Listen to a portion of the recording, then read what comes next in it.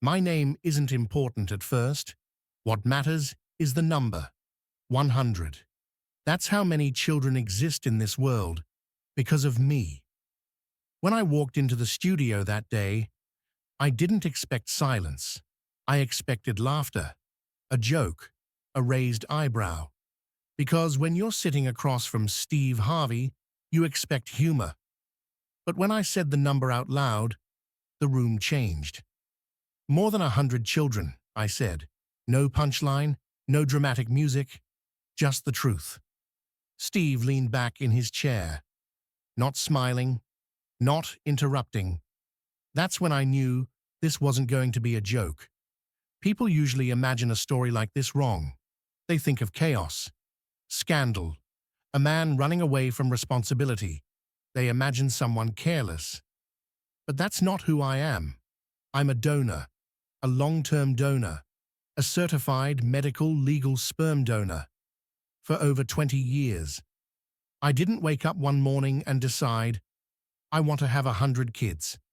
That sounds reckless. What actually happened was slower, much slower. At first, it was just one clinic, one donation, one couple I would never meet.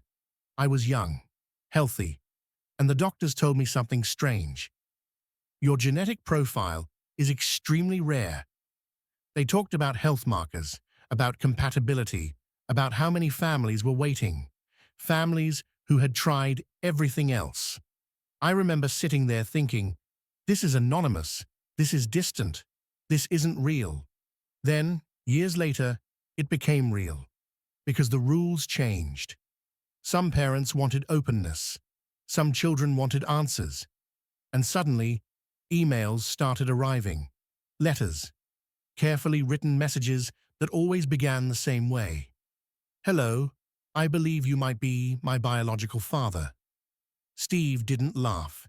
He just asked one question. How does that feel? How does it feel? It feels like standing in a room where every wall is made of mirrors, because you see yourself in people you've never met. Some of my children want nothing from me, and that's okay. Some only want medical history, and I give it freely. But others want connection, not a father, not a replacement, just a human link. I've talked to some of them. I've helped with education, with advice, with being present when they needed clarity, not a title. Steve nodded slowly. The audience wasn't whispering anymore. No phones, no laughter, just listening. Then I said the part that usually makes people uncomfortable. I don't regret it. Not because I'm proud of the number, but because behind every number is a family that exists. And that's where the story truly begins. After I said that, the studio stayed quiet for a moment. Not uncomfortable quiet, not awkward. It was the kind of silence where people are deciding whether they're ready to hear more. Steve looked at me differently now, not like a host, like a man. And that's when I realized something important. This story wasn't about the number anymore. People always think the hardest part is explaining how it happened. Clinics, paperwork, medical consent. That part is easy. The hard part is explaining what responsibility means when the rules are different. Because responsibility doesn't always look like diapers and bedtime stories. Sometimes it looks like answering a phone call from a stranger who sounds just like you. One of the first calls I ever took came late at night. I remember because I almost didn't answer. Unknown number, different state. I said hello, expecting silence or a hang-up. Instead, I heard a calm voice say, "I'm not here to ask you for anything." That sentence alone changed everything. He was 19. He told me his name. Then he laughed nervously and said, "I guess you already know why I'm calling." I didn't interrupt. I didn't correct him. I just listened. He didn't ask about money. He didn't ask about family. He asked about fear. He said, "I'm trying to figure out who I am, and I thought maybe you could tell me what you were afraid of at my age." That was the moment I understood something I hadn't before. They weren't looking for a father, they were looking for context. Steve leaned forward when I said that. He asked, "So do you feel like their father?" I shook my head, and I told him the truth. I feel like a chapter. Some people don't like that answer. They want clean definitions. Father, not father, but real life doesn't work like that. I didn't raise them. I didn't choose their schools. I didn't kiss scraped knees. But I exist in their story, and they exist in mine. There's a responsibility that comes with that. Not legal, human. I keep records, not names, stories. Who likes science? Who struggles with anxiety? Who writes music? Because if someone reaches out, I don't want to treat them like a statistic.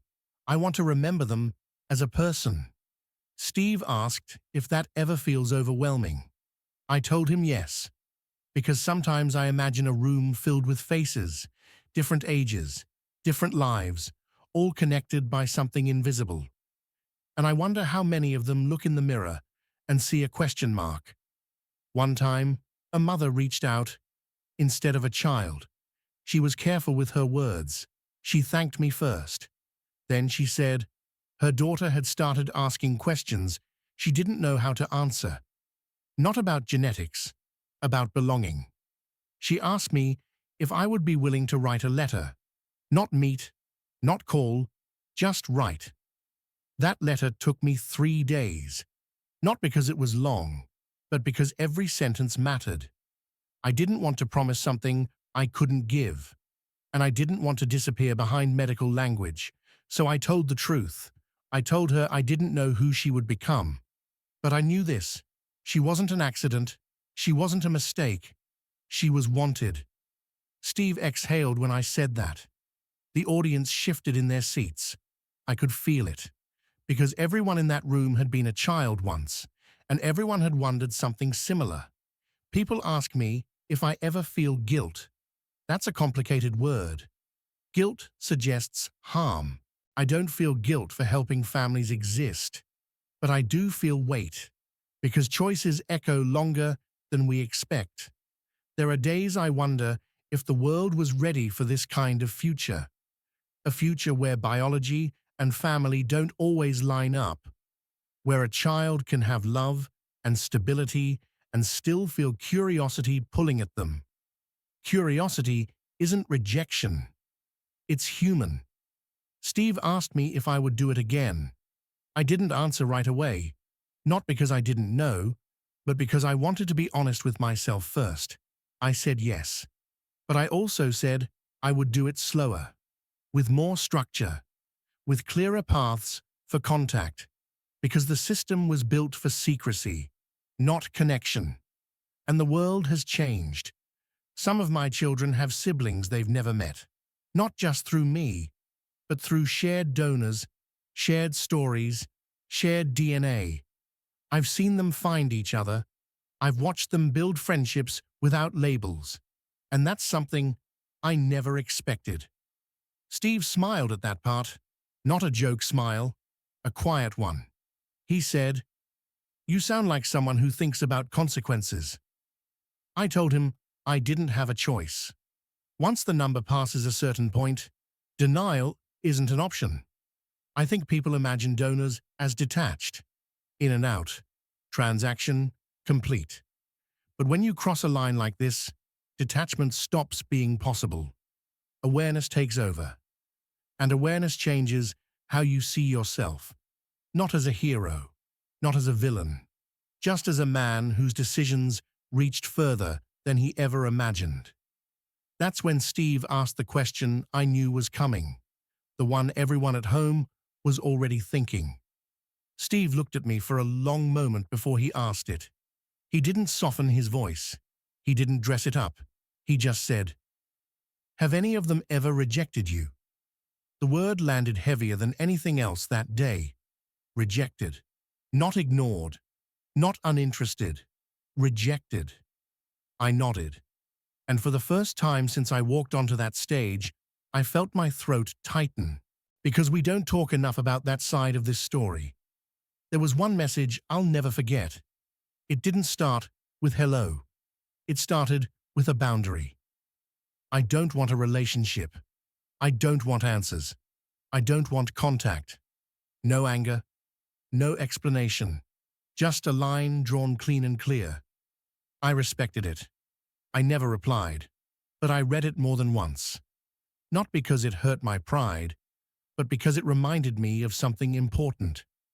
Consent goes both ways. People think that if you create something, you're entitled to it. That biology gives you access. It doesn't.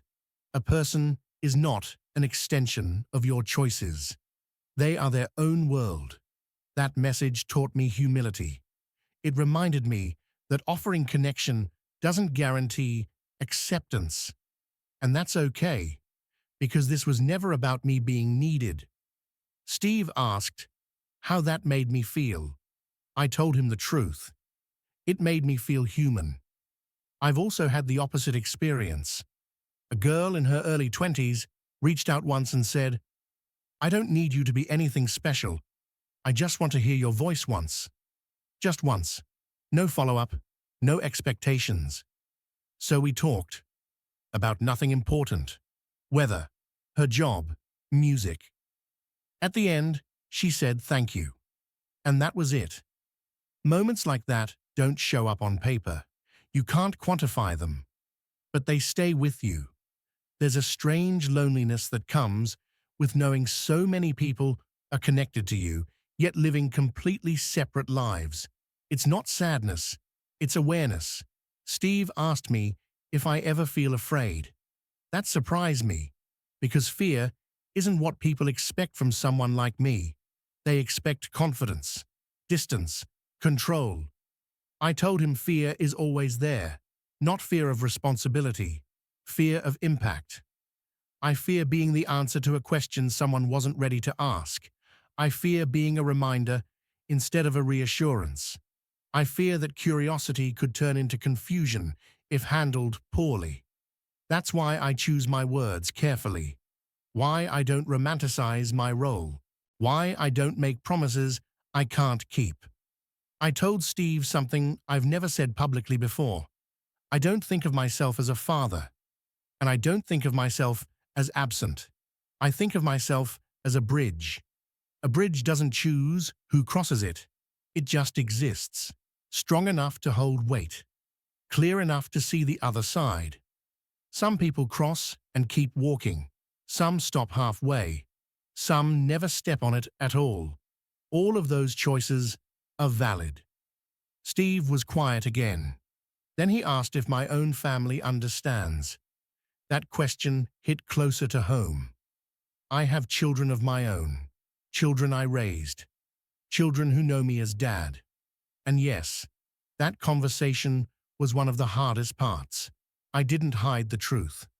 I explained it carefully, not as a secret, not as a scandal, but as context. I told them this didn't change what family means, because family isn't about numbers, it's about presence. They asked if they had hundreds of siblings. I told them something better. They had hundreds of people connected by a story bigger than any one of us. Steve smiled at that. He said, "That's a heavy thing to explain to kids." I told him kids understand more than we think. They just need honesty without fear. The audience shifted again, not restless, thoughtful.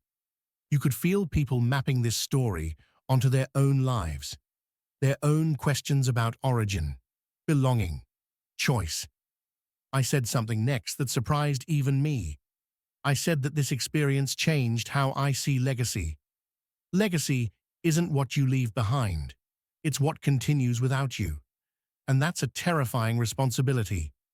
I don't know what most of my biological children will become. Doctors, artists, parents, none of the above. And that's okay, because my role was never to define them, only to respect their existence.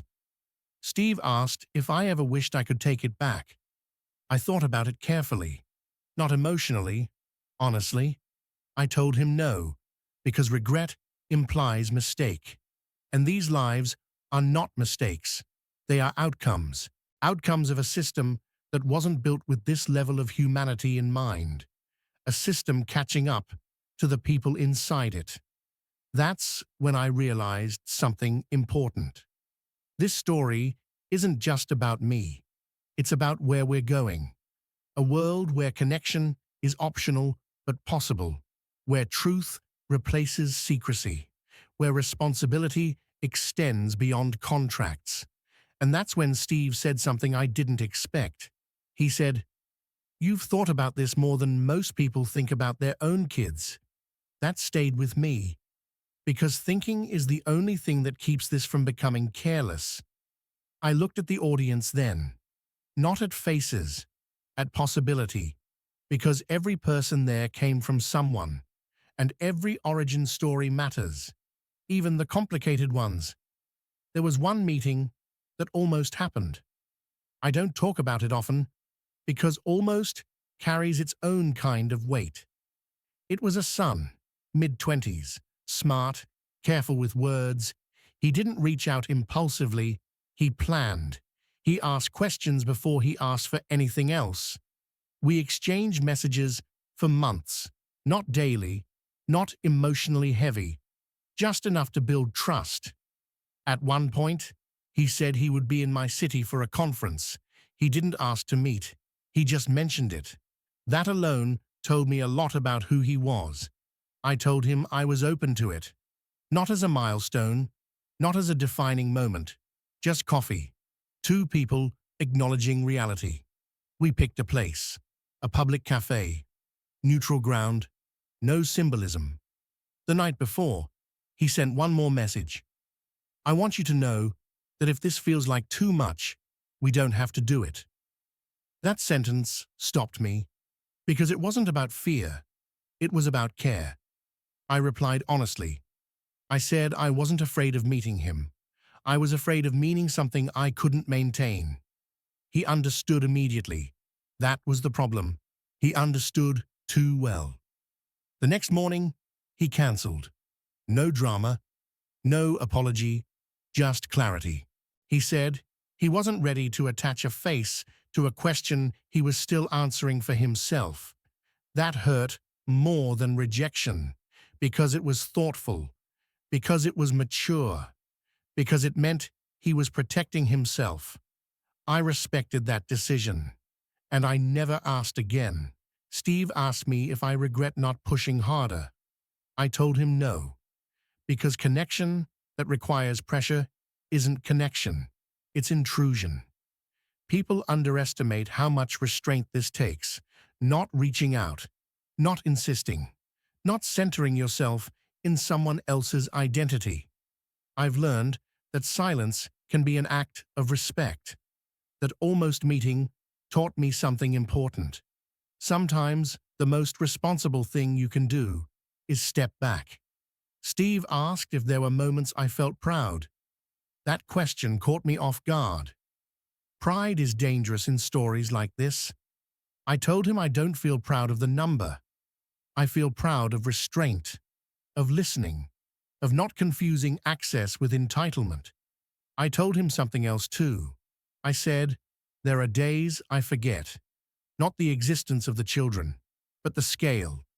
On those days, I'm just a man going to work, paying bills, arguing about groceries, living a normal life, and then an email arrives, or a message, or sometimes just a medical update request, and the scale returns. Steve asked how I carry that mentally. I said I compartmentalize without disconnecting. I acknowledge without absorbing. That balance took years to learn. Early on, I tried to carry everything, every story, every possibility, and it almost crushed me. You can't hold 100 lives emotionally. You can only hold intention. I explained that intention clearly.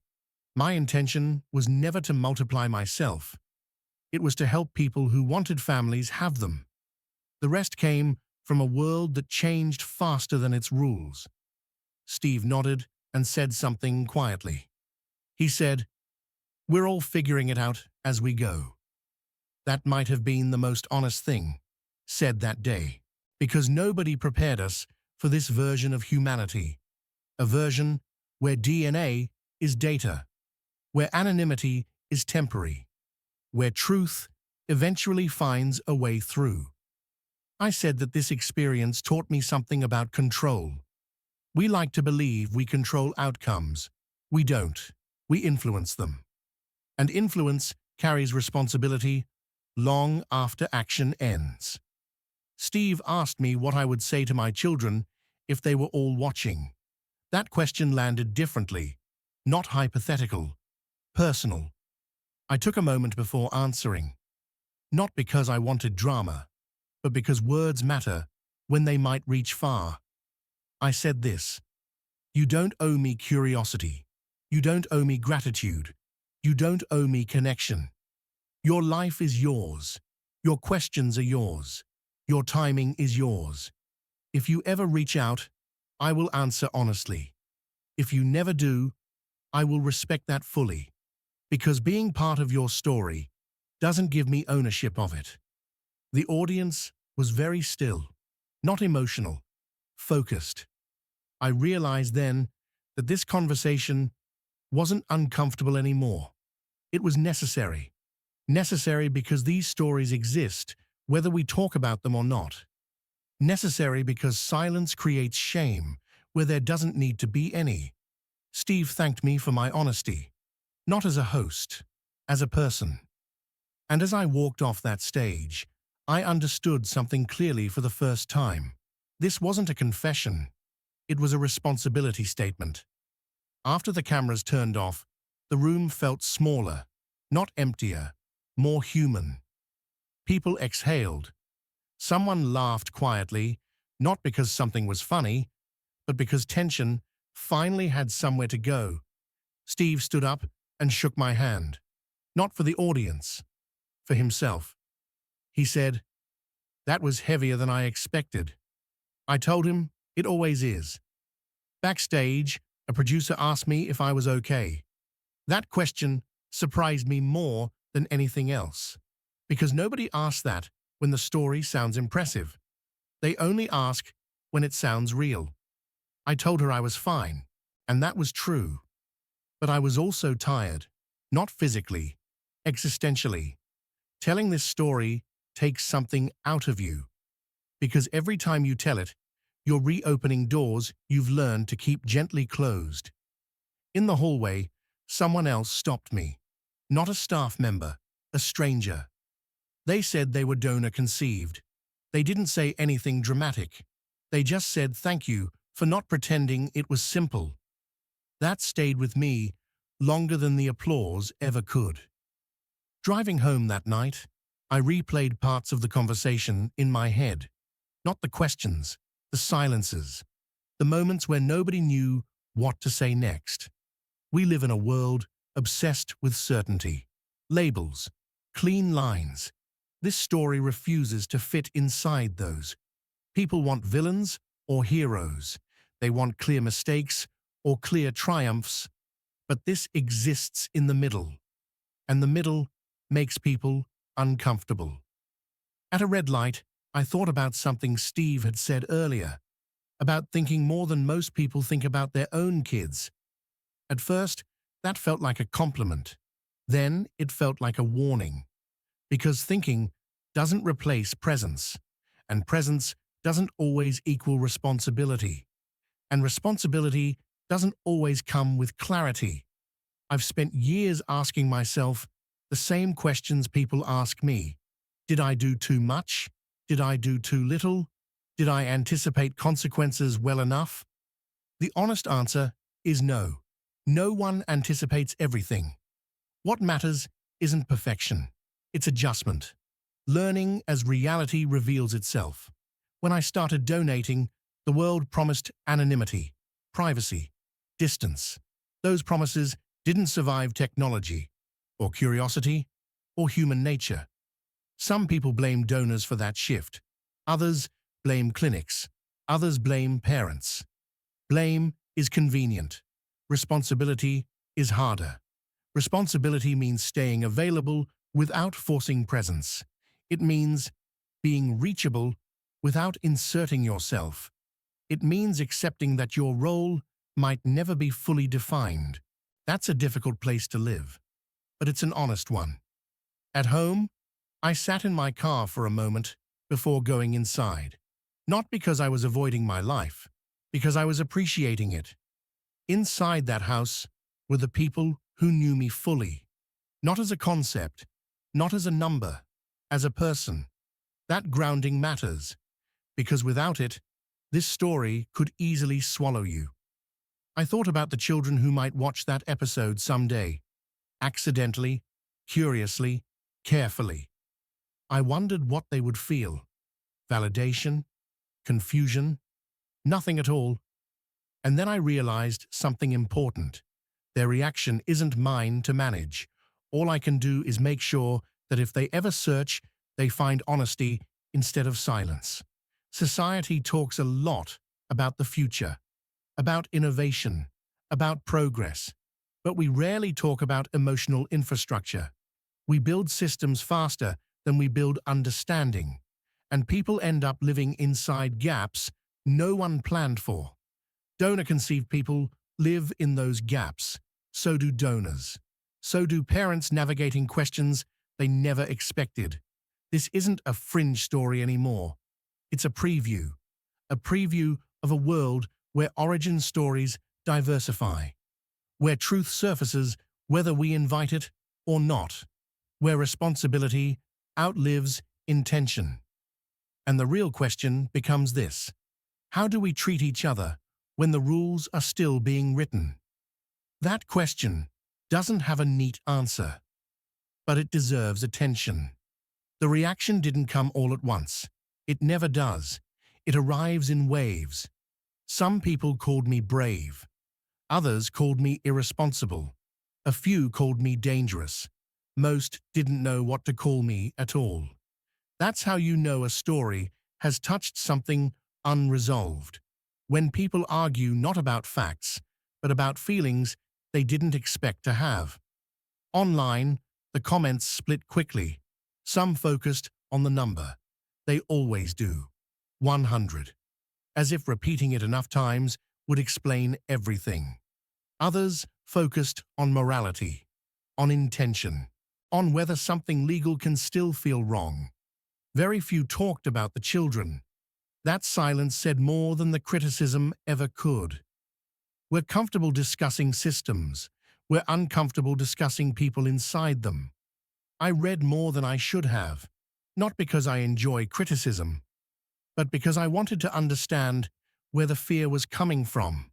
Fear hides behind judgment, fear of losing definitions, fear of losing control, fear that family might become something less stable if it becomes more flexible. But flexibility doesn't erase meaning. It reshapes it. One comment stayed with me. Someone wrote, "This feels like playing God." I understood why they felt that way. Creation without presence frightens people.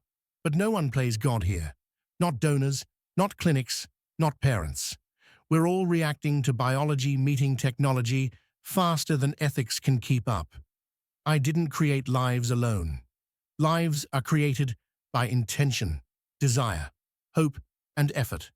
I was one part of a much larger decision, and yet parts matter. Another comment asked why I didn't stop sooner. That one was harder, because it assumes clarity exists early. It doesn't. Change reveals itself slowly.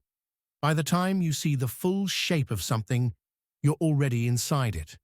That's true of careers, of relationships, of parenthood, of mistakes. The difference here is scale. Scale magnifies everything. I thought a lot about accountability during those days. Not legal accountability, moral accountability. Moral accountability doesn't come with contracts. It comes with reflection, with listening, with the willingness to adapt when new voices enter the room. That's why I keep my contact information updated, why I respond personally, why I don't outsource communication. Because if you benefit from transparency, you owe it.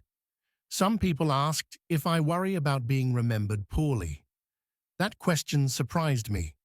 Legacy anxiety usually belongs to people who want to be remembered at all costs. I don't need to be remembered. I need to be accurate. Accuracy means acknowledging complexity without hiding behind it. It means saying, "This helped people," and it also created questions. Both can be true.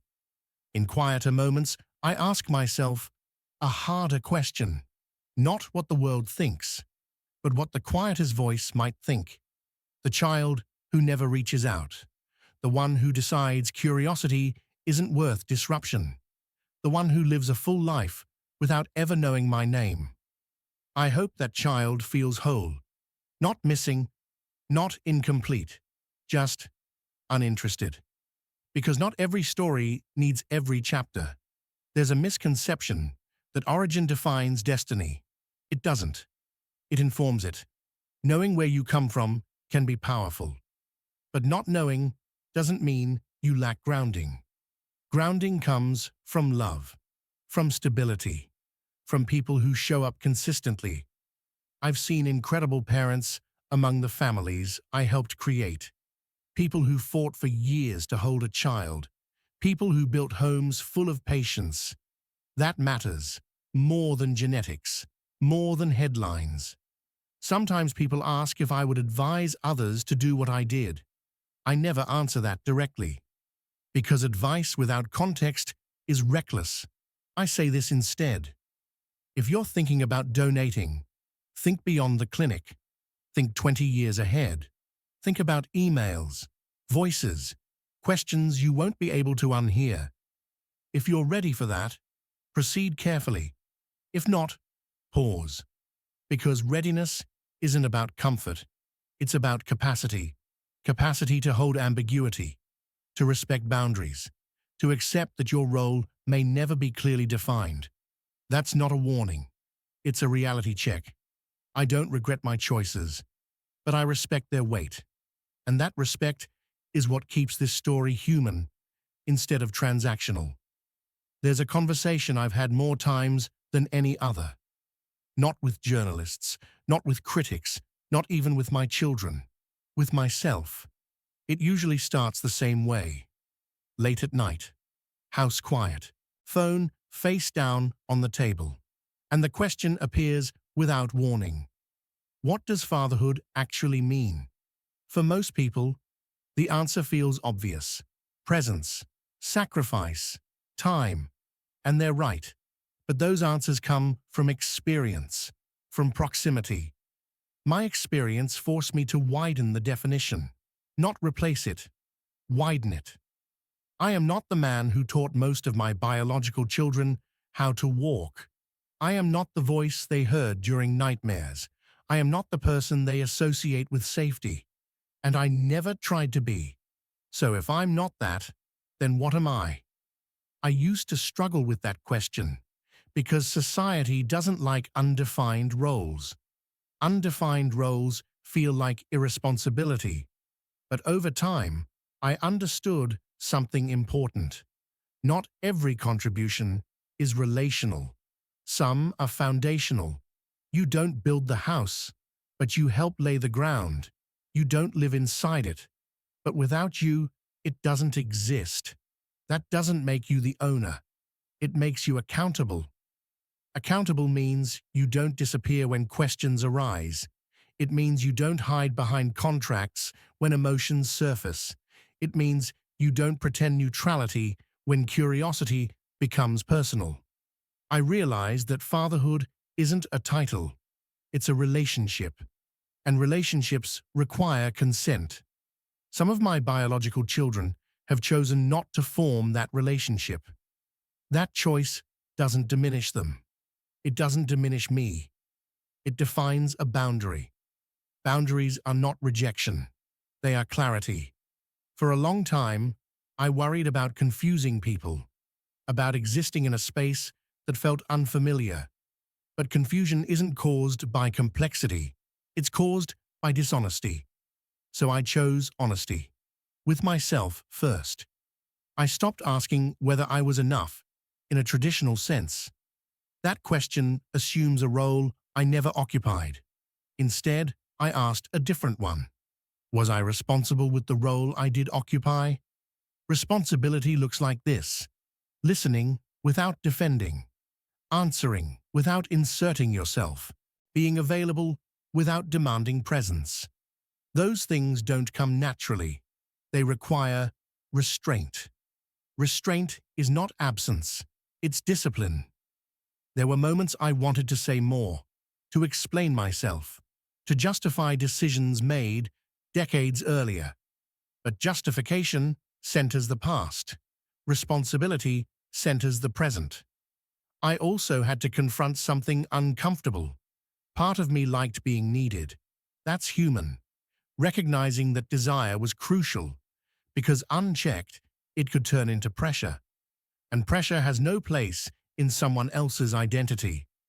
I learned to step back, even when stepping forward felt tempting. I learned to let silence exist without rushing to fill it. That's harder than action. Action feels productive. Silence feels passive. But silence can be respectful. I asked myself one final question during that period. If none of them ever reach out again, would I still stand by my choices? The answer was yes. Not because the story would feel complete, but because completion was never the goal. The goal was integrity. To act in a way I could explain without shrinking. To respond in a way I wouldn't regret later.